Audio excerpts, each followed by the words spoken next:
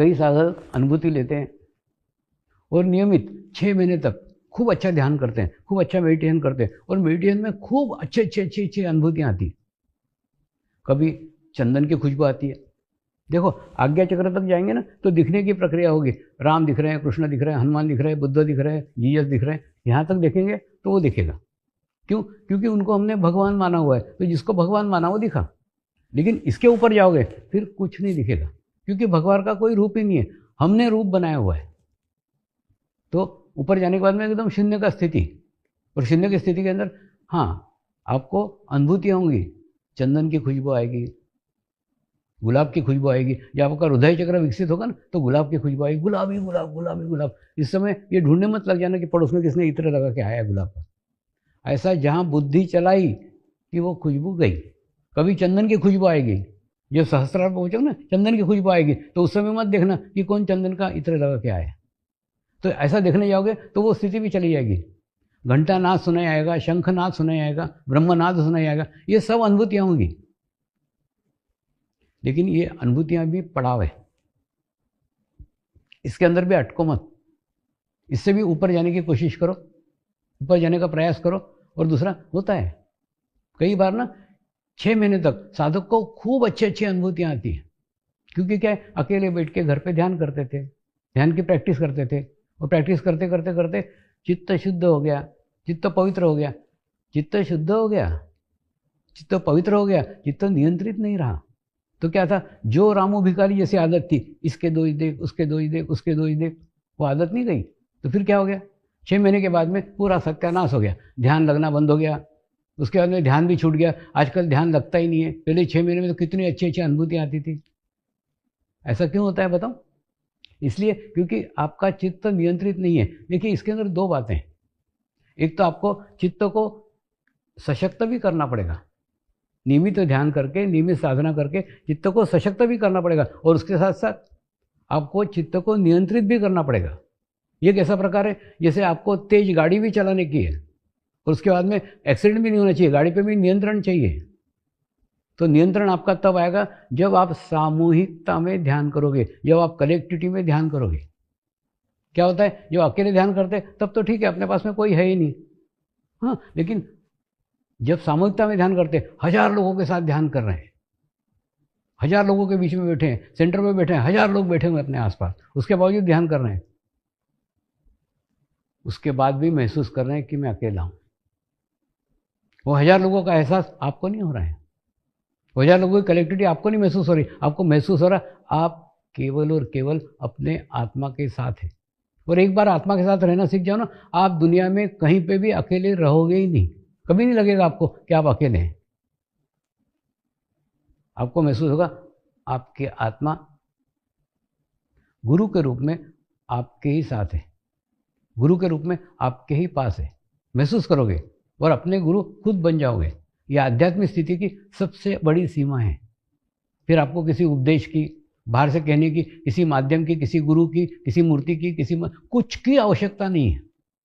आप किसी स्वावलंबी, आध्यात्मिक क्षेत्र में आप स्वावलंबी हो जाओगे, आप आपके ही गुरु हो जाओगे। और सारा ज्ञान, सारा नॉलेज आपको आपके भीतर से ही मिलेगा।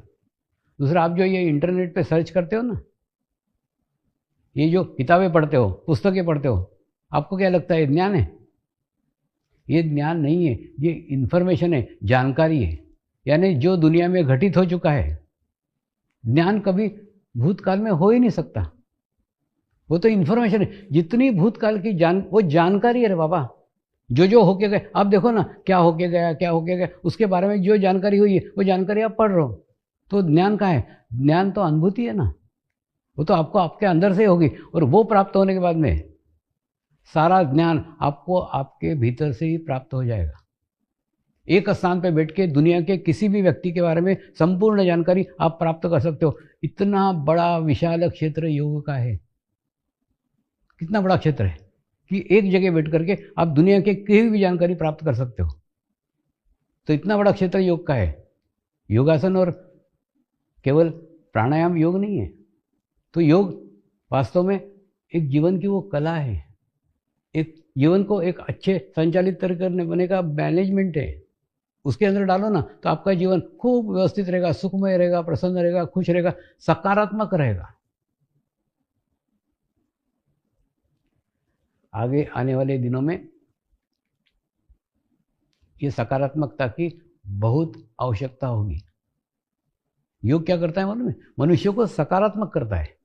किसी भी परिस्थिति कुछ भी हो, हर परिस्थिति में वो सकारात्मक रहेगा, हर परिस्थिति में अच्छा देखेगा।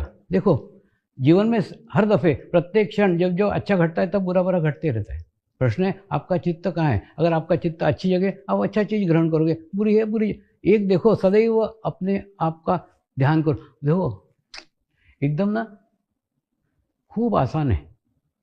थोड़ी देर के लिए आप देखो ना, 1 मिनट शांत होकर के देखो, मैं कहाँ हूं। तुम बराबर आप एकदम भीतर चले जाओगे, एकदम अंदर चले जाओगे।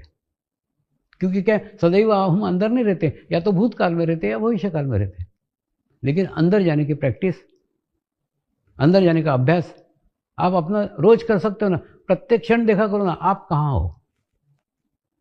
आप जहां देखोगे ना, ऑटोमेटिकली 1 मिनट के लिए आपकी एकाग्रता हो जाएगी, चित्त शांत हो जाएगा, निर्विचार स्थिति आएगी।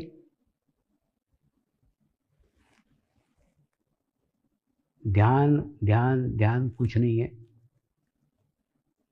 वर्तमान में रहना, प्रेजेंट में रहना ध्यान है। आप कितना वर्तमान काल में रहते हो, कितना प्रेजेंट में रहते हो, वही ध्यान है। वो जितना आप अभ्यास करोगे, जितनी आप प्रैक्टिस करोगे, उतना ही वर्तमान में रहना धीरे धीरे धीरे धीरे धीरे धीरे सीख जाओगे। और जितने वर्तमान में रहोगे, उतना ही आपके भीतर से, उतना ही आपके अंदर से अनुभूति का ज्ञान प्राप्त होना प्रारंभ हो जाएगा। और अनुभूति का ज्ञान एक ऐसा ज्ञान है जो आपको कोई इंटरनेट से, आपको कोई पुस्तक से, आपको कोई बाहर से दे भी नहीं सकता और आप ले भी नहीं सकते। ये सारा ज्ञान, सारा नॉलेज आपको आपके भीतर से ही प्राप्त होगा, क्योंकि आप आपके ही गुरु हो जाएंगे।